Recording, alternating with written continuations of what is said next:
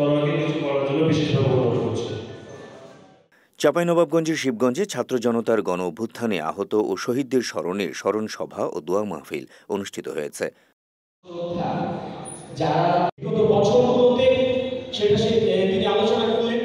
বৃহস্পতিবার সকালে উপজেলা প্রশাসন আয়োজিত উপজেলা পরিষদ অডিটোরিয়ামে এ স্মরণ সভা অনুষ্ঠিত হয়।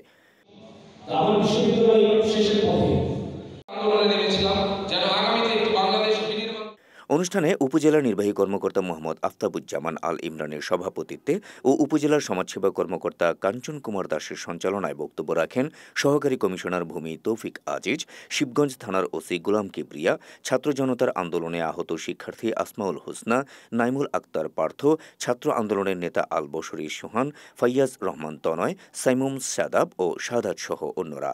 এ সময় স্থানীয় সরকারি কর্মকর্তা ও ছাত্র আন্দোলনের নেতৃবৃন্দ উপস্থিত ছিলেন।